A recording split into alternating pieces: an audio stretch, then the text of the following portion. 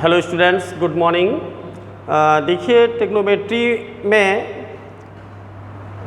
मैंने आपको एक टेबल फॉर्म करना सिखवाया था, जिसमें मैंने बताया था how we form that trigonometric table for some specific angles.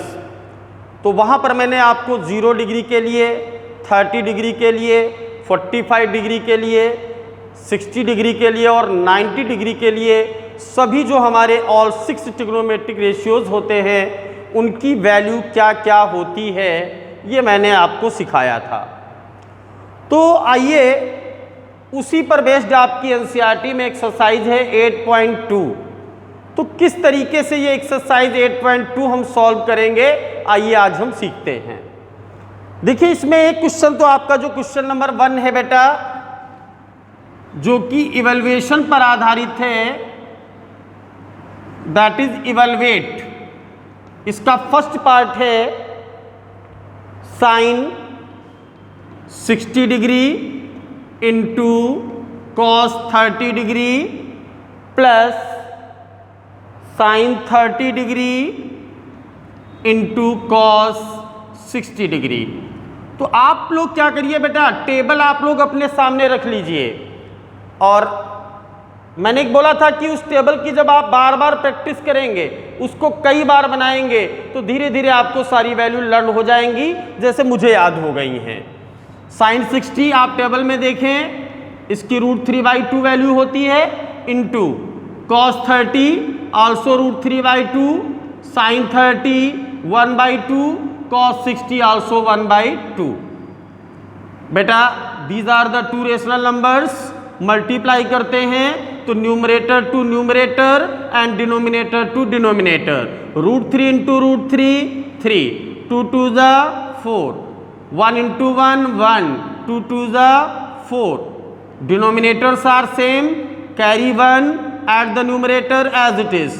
3 + 1 that is 4/4, 4 1 जा, आंसर इज 1। इस तरीके से आप क्वेश्चंस को, जिनमें इवैल्यूएशन कहेगा, केवल अगर आपको वो वैल्यूज लर्न है सभी स्पेसिफिक एंगल की, तो आप उन स्पेशल एंगल्स के लिए उन ट्रिग्नोमेट्रिक वैल्यूज को बाय टेबल पुट कर देंगे, सॉल्व कर लेंगे और आपको आंसर मिल जाएगा। यहाँ पर एक चीज़ बेटा आपको ध्यान रखना होगा कि कभी कभी डिनोमिनेटर में रूट आ जाएगा।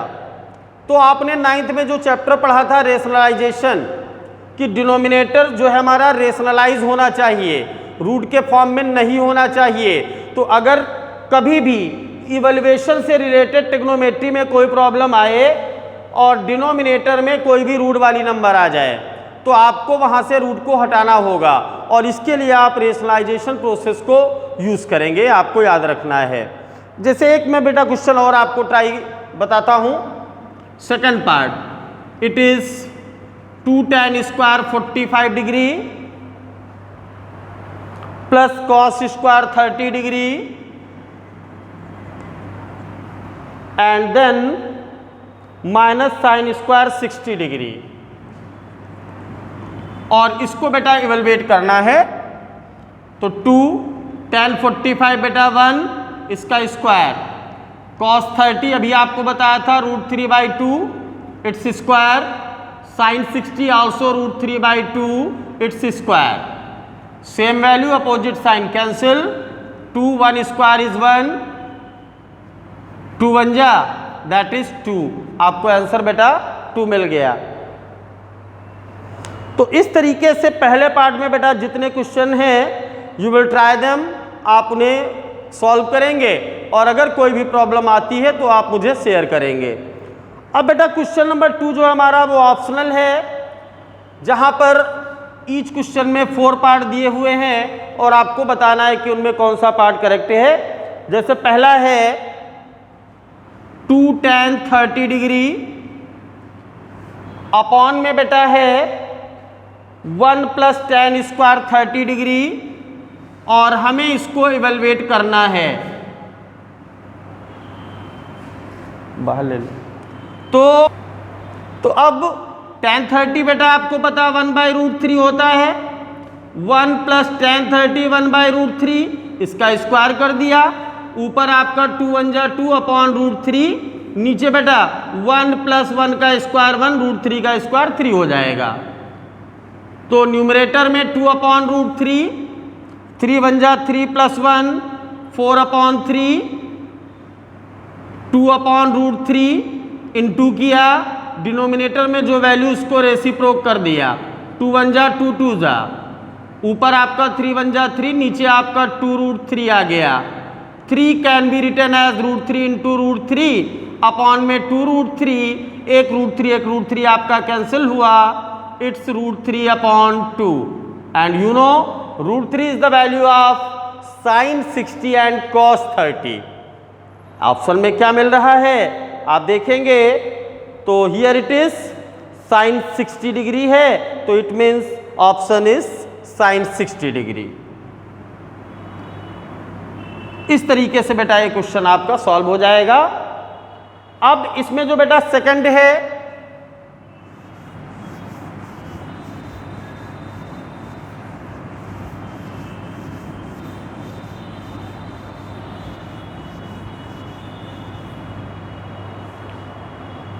सेकंड पार्ट में 1 - tan square 45 degree upon 1 + tan square 45 degree, you have to evaluate it.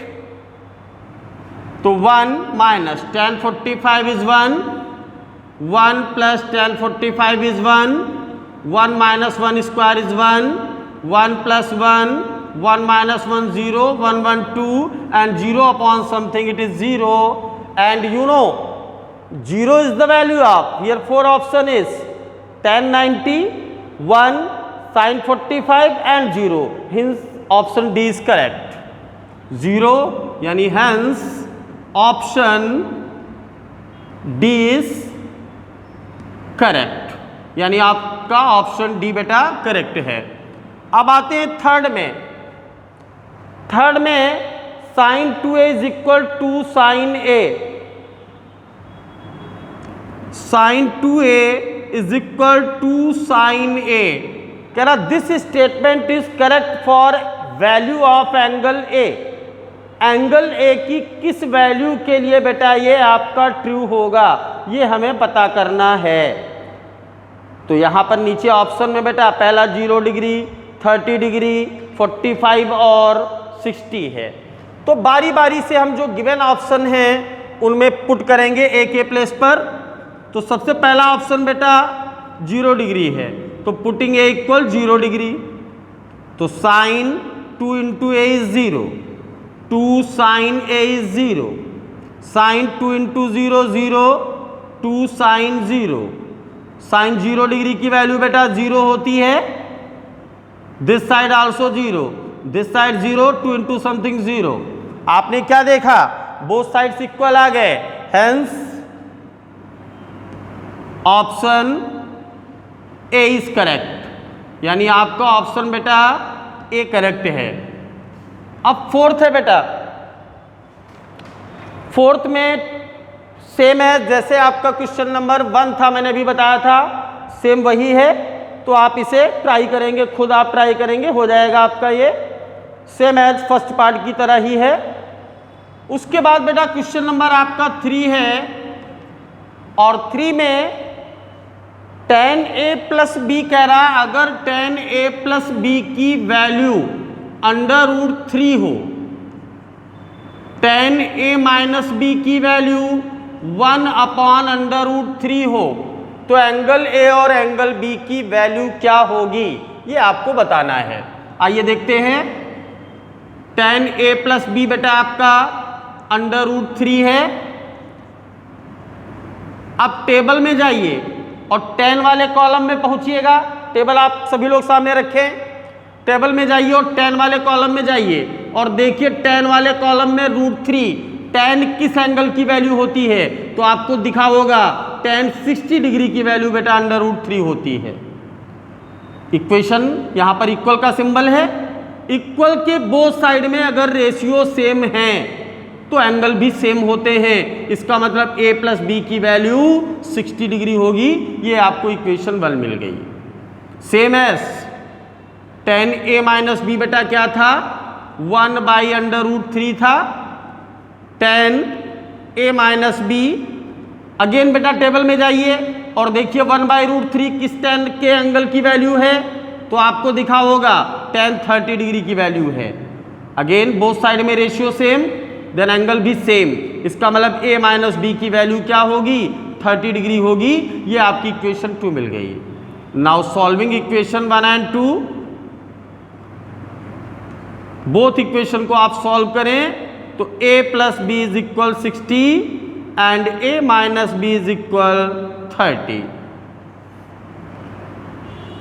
On adding दोनों इक्वेशन को बेटा हम ऐड कर दें तो b प्लस का माइनस का कैंसिल, 1a और 1a आपका 2a, 60 और 30 आपका 90, 2 को 90 से डिवाइड कर दिया, 90 को 2 से डिवाइड कर दिया, a इज इक्वल आपका 45 डिग्री, एक एंगल आपको मिल गया। अब सिंस a प्लस बी बेटा 60 था, एंगल a आपको 45 मिल गया, plus b that is 60 degree, then angle b is equal 60 minus 45, it is 15 degree. तो इस तरीके से आपको दोनों एंगल a और b मिल जाएंगे। अब उसके बाद में बेटा क्वेश्चन नंबर 4 है आपका, आपको यहां पर केवल बताना है स्टेट वेदर ट्रू और false and justify your answer.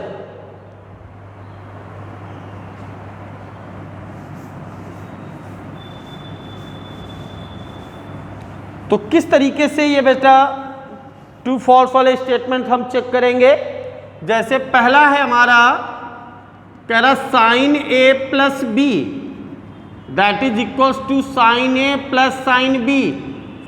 आपको बताना है इट इज ट्रू और नॉट। तो हम बेटा क्या करते हैं, लेट करते हैं कि हमारा जो एंगल a है वो 60 है, एंगल b बेटा 30 है। अब a 60 और b 30 के लिए अगर हम लेफ्ट हैंड साइड की वैल्यू निकालें तो क्या होगी जरा देखते हैं। Sine a is 60, b is 30, 60 plus 30 it is 90 and table जाइए, देखिए साइन 90 की वैल्यू क्या होती है 1। ऐसे ही हम RHS को इवेलुएट करते हैं तो sine a is 60, sine b is 30, sine 60 √3/2, sine 30 1/2, दोनों का denominator same √3 plus 1।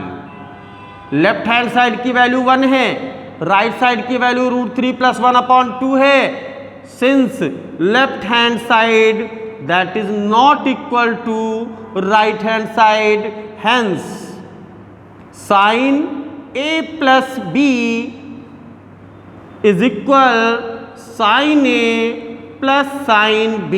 This statement is false, यानी ये जो आपका गिवन स्टेटमेंट है वो फॉल्स है। सेकंड बेटा, the value of sine theta increases as theta increases. तो मैंने जब टेबल बताया था तो उसमें आप देखिए पहला वाला टेबल सब लोग खोल करके रखिए सामने, और टेबल में आप देखिए, टेबल में मैंने जो एंगल्स लिखवाए हैं ऊपर वो इंक्रीजिंग ऑर्डर में है, पहले 0, फिर 30, 45, 60 एंड 90।